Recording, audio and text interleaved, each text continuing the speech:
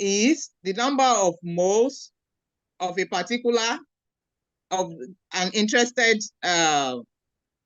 solute divided by the total number of moles present.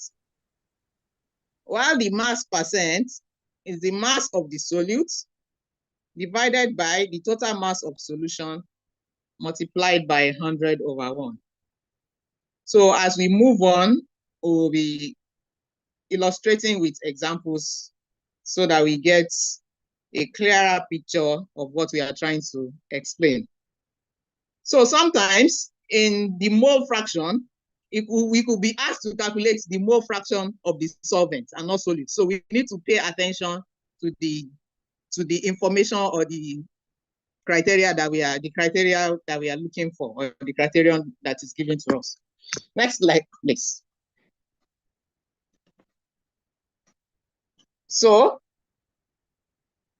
just like we have mentioned, next slide, please.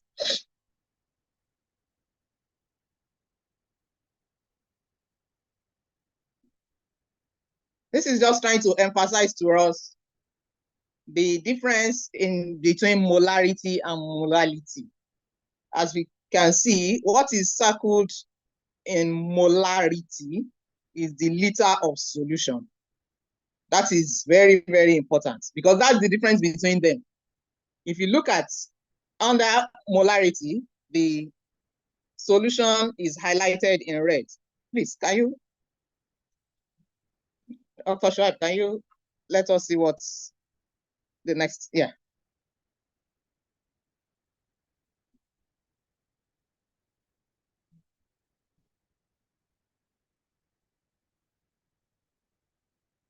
So still on definition, molarity, number of moles per volume of solution. Now let's take an example, and the unit is mole per dm cube. The unit of molarity is either we call it M, capital M, or we say mole per dm cube. Now we want to take an example on molarity. We are asked to calculate the molarity of a solution that contains 11.5 grams of sodium hydroxide dissolved in 1.5 liter of solution. We are given the atomic mass of sodium to be 23, oxygen to be 16, and hydrogen to be 1. So the first step we are going to take is to get the number of moles. Already, we know that the number of moles is mass over molar mass. We are given 11.5 grams. And so we can calculate the molar mass of sodium hydroxide by adding 23 and 16 and 1, which will give us 40. So the number of moles, mass over molar mass, will be the 11.5 grams of the sodium hydroxide we are given divided by 40. And that will give us 0.2875. Our molarity, therefore, will be the number of moles, 0.285, divided by the volume of solution we are given, 1.50 liter. And that gives us 0.192 mole per dm cube if we press our calculator. Moving on, we have some practice question which we will take home. You are asked to calculate the molarity of a solution prepared by dissolving 1.50 grams of sodium, HCl in water to make 26.8 ml of solution. And then you're also asked to calculate the moles of silver ion present in silver oxide solution. They are very simple. The answers have been provided. You can practice them on your own, just for you to familiarize yourself with the concept of molarity. Now, the next one we are going to look at is molality. Molality, number of moles of solute per kilogram solvent.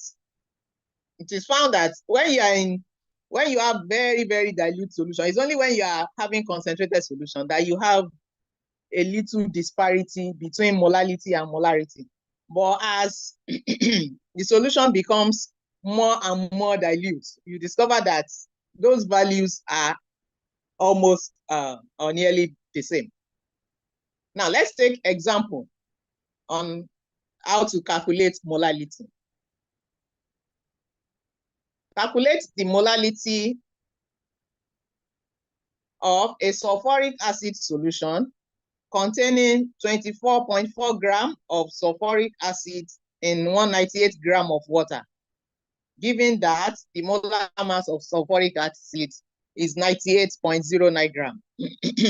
As we know, the molality involves the number of moles. So the first thing we are going to do is to calculate the number of moles of sulfuric acid in 24.4 grams. And how do we do that? We divide it by the molar mass. 24.4 divided by the molar mass will give us 0.249 mole of H2SO4. And we are given the mass of the water to be 198 grams. 198 grams of water. That 198 grams will convert to kilogram by dividing by 1,000. That gives us 0.198 kilogram. Therefore, our molality will be number of moles, 0.249, divided by the mass of water, 0.198 kilogram. If we press our calculator, that is going to give us 1.26 small m. That's the unit of molality, a small m. So anytime you see small m, that is molality. Anytime we see a big M, that is molarity. Now, we have another example here that shows us that we could actually convert from molarity to molality if we know the density. Here, we are given the density of a 2.5 molar aqueous solution of methanol as 0.976 gram per ml. What is the molality of the solution if the molar mass of methanol is 32.04? Now, from the molality and from the molarity we are given, which is 2.45, we can convert to moles. Molarity is number of moles divided by volume. So we can get the number of moles from here by multiplying the molarity by volume. So that is 2.45 molar times 1 liter, because that 2.45 molar is actually 2.45 moles per dm³ or per liter. So it's 1 liter. So if we multiply that, we'll get 2.45 moles. Now, if you look at the formula we have there for molality, we have moles of the solute. We have calculated from molarity. We now need to know what is the mass of the solvent that we are going to use. That's one we don't know. But we know the density. So the solution contains 2.45 moles of methanol. We want to know what is the amount of water or the solvent in that solution. What is the mass of solvent in that solution? You know that solution is, just like we have said earlier on at the introductory part, a solution is made up of the solute and the solvent. So when you add the solute to the solvent, you have your solution. So if you know the mass of the solution and you know the mass of the solute, then we should be able to calculate the mass of the solvent. So in this case, the mass of the solvent is going to be the mass of the solution minus the mass of the solute. So if we want to calculate the mass of the solvent, which is water, in 1 liter of the solution using the density. Now, the density, as we know, equals mass over volume. Okay?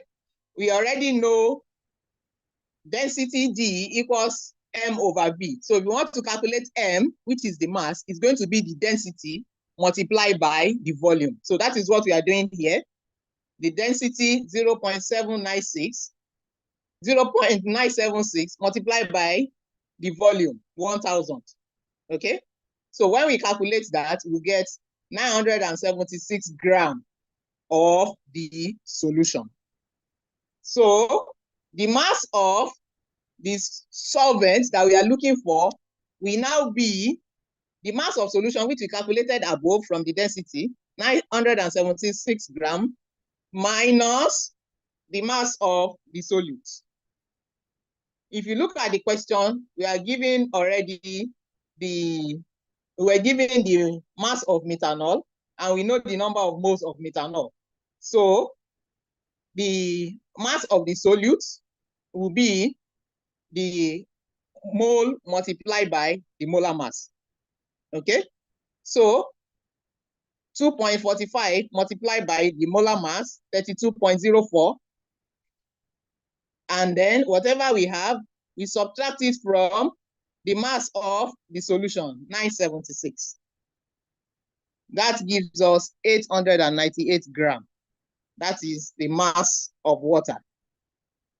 I hope we are following.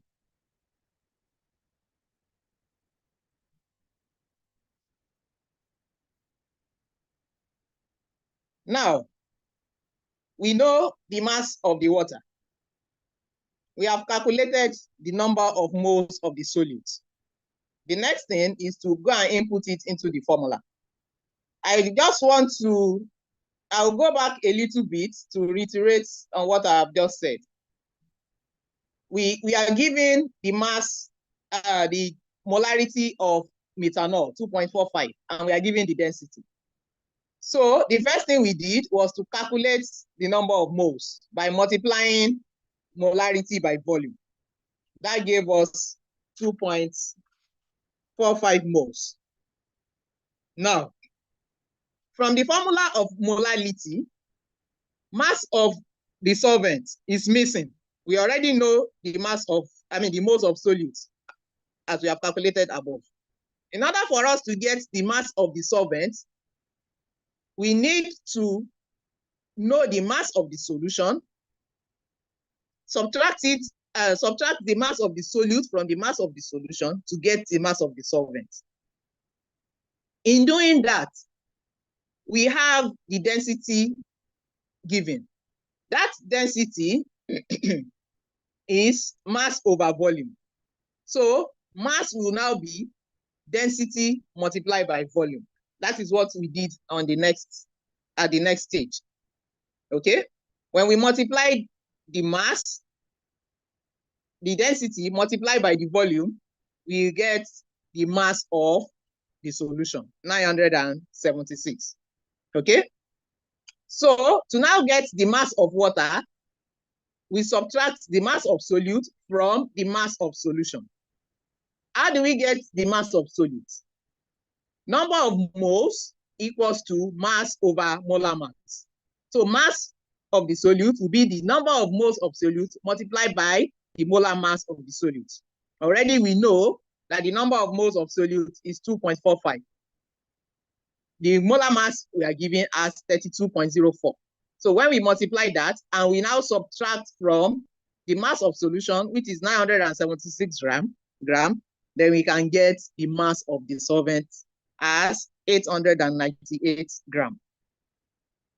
That is what we will now input into our formula. Molality equals the mass of solute divided by the mass of solvent. So when we move on to the next slide,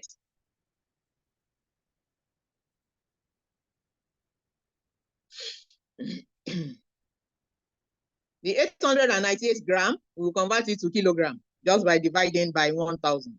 So our molality will now be 2.45 moles, which we have calculated earlier, divided by 0.898 kilogram of water.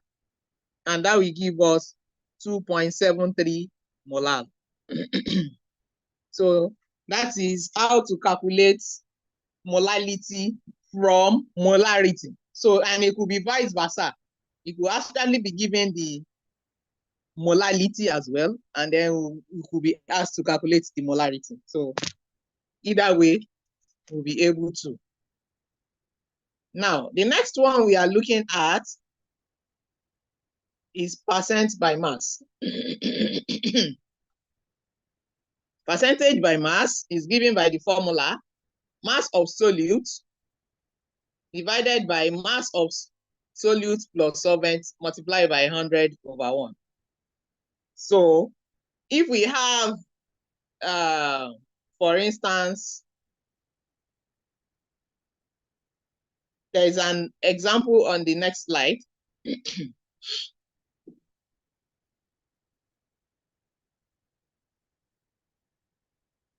While mole fraction is given as moles of a particular substance divided by the sum of moles of all the components. So if you have about 3 components or 4 components, and we want to get the mole fraction, so the particular components we are interested in, we'll get the number of moles and then add up all the other ones and then divide. That is what we call the mole fraction. So we'll take an example of percentage by mass. A sample of 0.892 gram of potassium chloride is dissolved in 54.6 gram of water. What is the percentage by mass of KCl in the solution? As we have seen earlier, percentage by mass of KCl will be the mass of the solute divided by the mass of the solution multiplied by 100/1. So we are given the mass of solutes as 0.892. The mass of the solution will be the addition of mass of solute and the mass of solvent. Okay, so 0.892 plus 54.6. That will be the mass of the solution multiplied by 100/1. So when we press our calculator, we'll get 1.61%. That gives us the percentage by mass of potassium chloride. Now, mole fraction.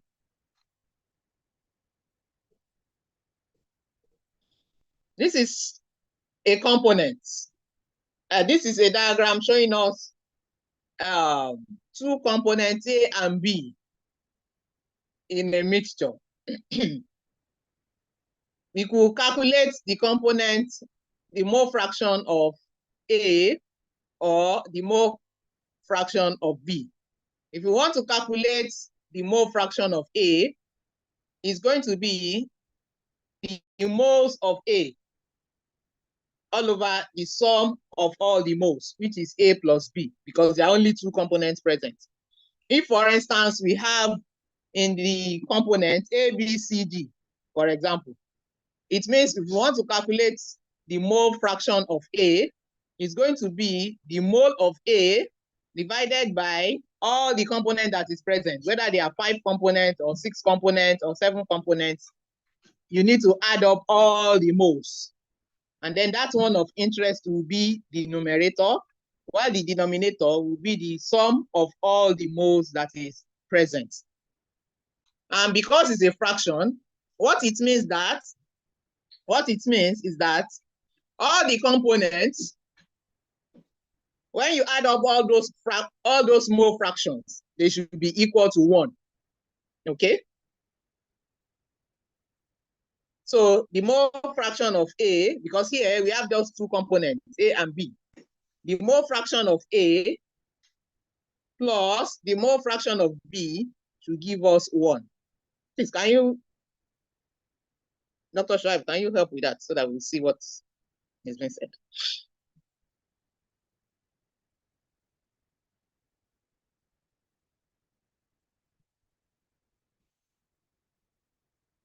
Yeah. So because there are just 2 components, A, mole fraction of A and mole fraction of B will be equal to 1. Now, we have a classwork. We have in our glass of iced tea, we have added 3 tablespoons of sugar. Can you show us the beautiful glass cup of our iced tea, Dr. Shoaib? Yes, that is our beautiful cup. We have added 3 tablespoonfuls of sugar.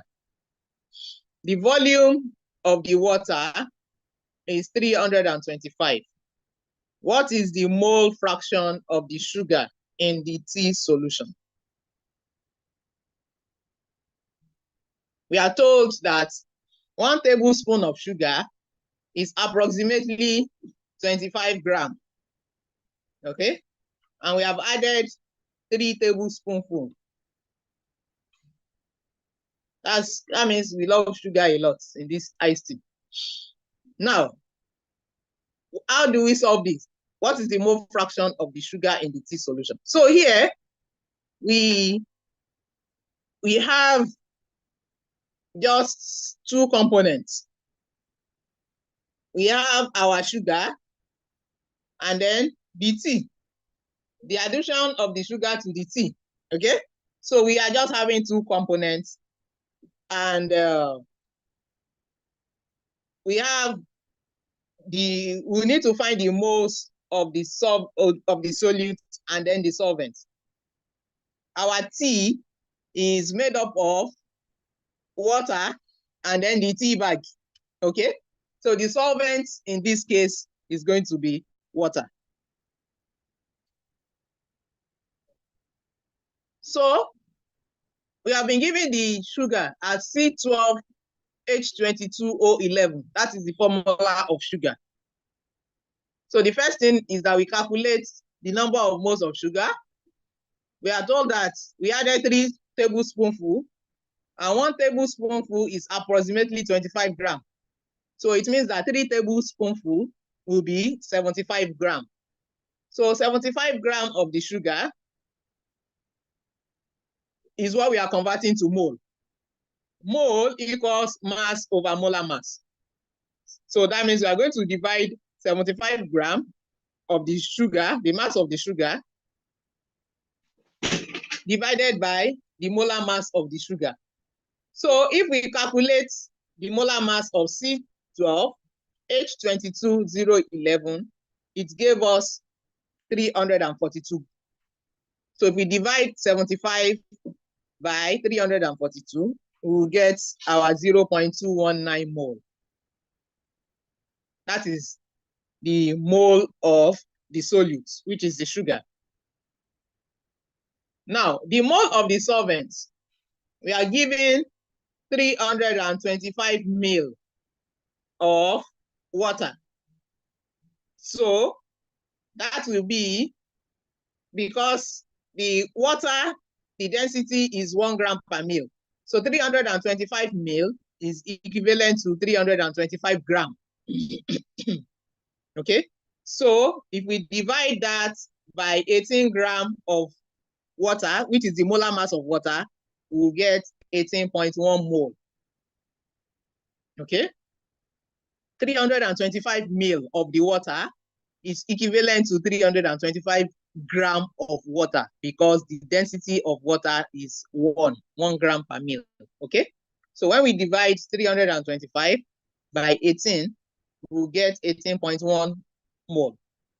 The next thing is now to substitute this number of moles into our formula. The mole fraction of sugar will now be moles of sugar all over the total number of moles. We have calculated the mole of sugar to be 0.219, while the total number of moles will be the addition of 0.219 and 18.1. So if we press the calculator, we are going to get 0.012. That is the mole fraction of sugar. Okay? The question will be, just in case we are asked, what is the mole fraction of the water or the solvent? So the only thing that will change here is the numerator. In this case, the numerator is the number of moles of solutes. So in case we are asked to calculate the number, the mole fraction of water or the solvent, the numerator will now change to 18.1, while the denominator will be the same, and then we can press our calculator to get our answer. So those are the questions regarding the different ways of expressing our concentration.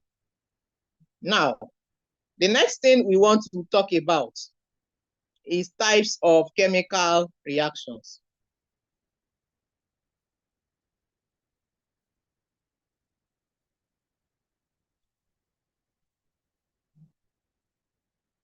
So these are the different types of chemical reactions that we'll be talking about. We have the precipitation reaction, we have the acid-base reaction, we have the oxidation reduction reaction, we have decomposition reaction, and then we have displacement reaction.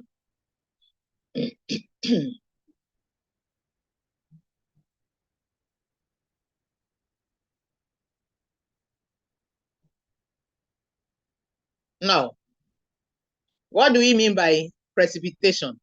It comes from the word precipitate. We all know what precipitate means. When you have two solutions and you mix them, and you now realize that you have formed an insoluble substance, that insoluble substance is what we call a precipitate. Okay? A very good example is when you have silver nitrate and hydrogen chloride. The reaction between silver nitrate and hydrogen chloride gives us HNO3 and silver chloride. That silver chloride is the insoluble substance that is formed, and that is the precipitate.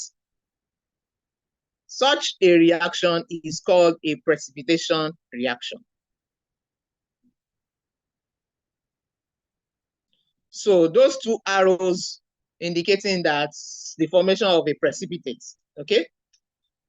So this kind of a reaction is called a precipitation reaction. Another beautiful example, as we can see on the next slide, is the reaction of potassium iodide with lead nitrate. It leads to the formation of a yellow precipitate of lead iodide. As you can see, that beautiful yellow precipitate. This reaction is called a precipitation reaction. We should be careful not to taste it, though it's beautiful. But please, as beautiful as some chemicals are, don't be tempted to want to put it in your mouth. They are not to be tasted. Now, what are the things we need to know in precipitation reactions?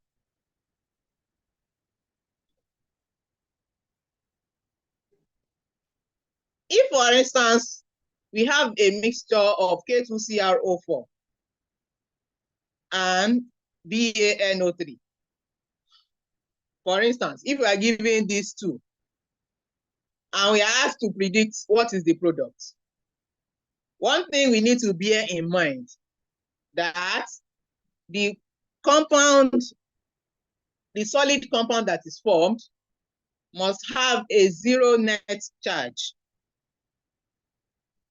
So what it means is that potassium ion, which has a +1, and barium ion, which has a +2, cannot combine to form the solid. Also, the nitrate ion, which has -1, and the chromate, which has -2, cannot combine, because when that happens, there will not be a zero net charge. So that combination is not even possible to start with. Normally, if we want to combine, it's going to be between a positive and a negative. But just for you to have an idea of what we mean by a zero net charge, because ordinarily when they are combining, you should have the positive ion combining with the negative ion. So we should not even have a case of K plus and Ba2 plus, because the two of them are cation. Okay, but we just want to use it to emphasize the fact that the solid compound that is formed must have a zero net charge. Okay, now the possible combinations that we could have is K2CrO4, KNO3, BaCrO4, and BaNO3. Because we already have the K2CrO4 and BaNO3 and BaNO3 as reactants. So definitely they cannot be the product that is formed. The reactants will have combined. Okay, so they will have gone into the reaction to form a product. So the product, therefore, will now be KNO3 and barium chromate. Okay. How do we now know which one is the soluble one, which one is in solution, and which one is the precipitate? Between potassium nitrate and barium chromate, how do we know which one is soluble or which one is the precipitate? That will now take us to our rules for solubility of salt in water. All nitrates are soluble. All nitrates are soluble. So mere looking at these two products, KNO3 and barium chromate, we automatically know that it cannot be KNO3 because all nitrates are soluble. Okay? Now, going forward, so it means the precipitate is going to be the barium chromate. Okay?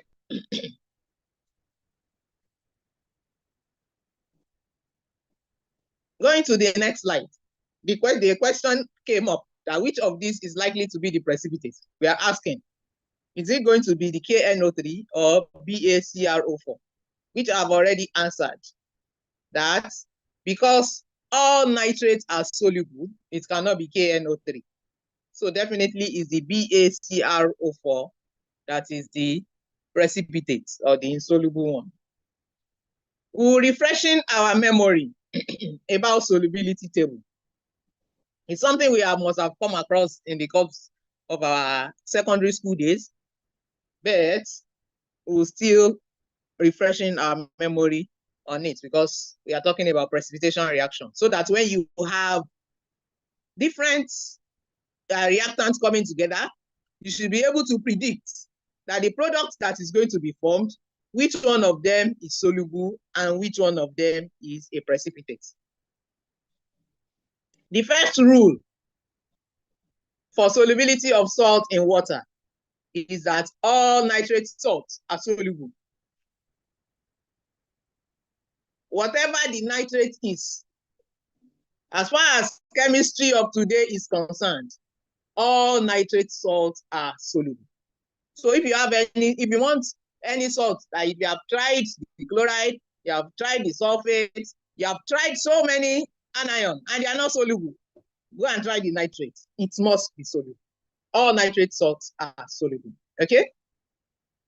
That is the first rule of solubility of salt.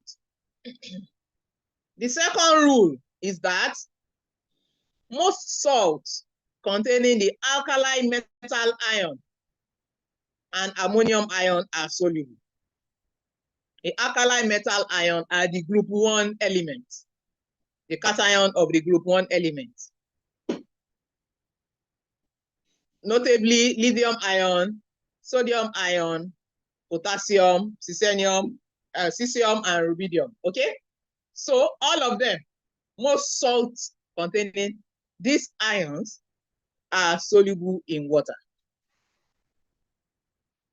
Ammonium ion are also soluble. Now, the third rule of the solubility of salt is that most chloride, bromide, and iodide salts are soluble, except salts containing silver ion, lead 2 ion, and mercury 2 ion. It says most chloride, that is the halogens, the halides, the chloride, the bromide, and the iodide salts. Most of them are soluble except silver ion, lead ion, and mercury ion. And that is why that reaction that we saw earlier that produced silver chloride is insoluble. This is the reason why that silver chloride is insoluble. The solubility table has already told us that most chloride, bromide, and iodide salts, they are soluble, except silver ion, lead 2 ion, and mercury 2 plus. So for instance, if you have lead chloride, it means that lead chloride is going to be insoluble. So what this solubility, please can we go to the next slide so that we'll just look at the remaining three before I just round up the class.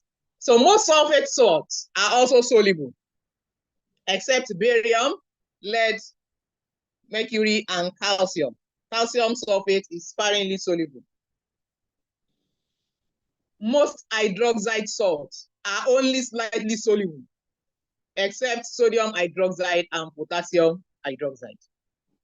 That is for the hydroxide salt.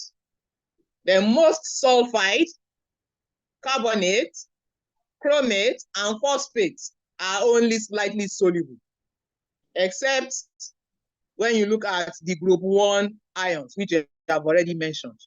So basically what this solubility table tells us is that when you have a mixture of ions in the solution and you want to separate them, we use the knowledge of solubility table to know what to add to precipitate one of those ions out of the solution. So once that one comes out as precipitate and we filter it, it means we have separated it from a mixture of ions. So that is one of the things that we use the precipitation reaction for. If we have a mixture of ions, we want to purify, we want to separate, we use our knowledge of solubility table to know or determine, oh, so what can we add to this mixture to precipitate this ion out of the solution? So that is one major thing that we use our knowledge of solubility table for.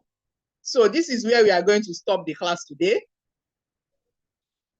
If we have any question, let me check the chat box. I don't know if we've got any question.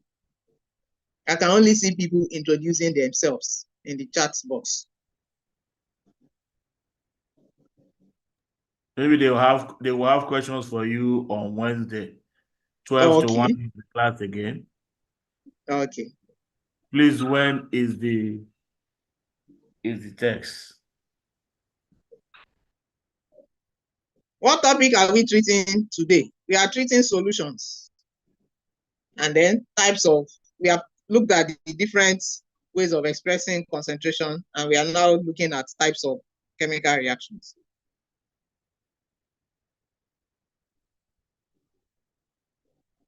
When is the test? The test date will be announced to you all, so don't stress yourself about it. We are still putting our questions together. Thank you. Thank you, So Dr. I'll see you on Wednesday. On Wednesday, 12 to 1, guys. See you on Wednesday, 12 to 1. Somebody asked, do we convert all gram to kilogram before use? Yes. When you are looking at molality, it must be in kilogram solvent.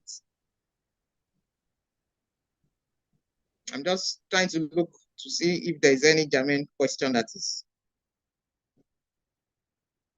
So If you still have any other question, you can bring it to class on Wednesday and we look at it together. Thank you. Have a good day all. Thank you, Ma. Guys, you can see the beauty of technology. I am in Ibadan presently, and Dr. Abraham is in Lagos. And you can see what we've been able to do. Science has been able to help us to resolve a lot of problems. Thank you for your day, guys. Thank you for coming for the lecture. See you again on Wednesday. Bye. Thank you, Dr. Shoaib. Thank you. Have a nice day. See you later in Lagos by the grace of God. Okay. Bye-bye. Bye-bye.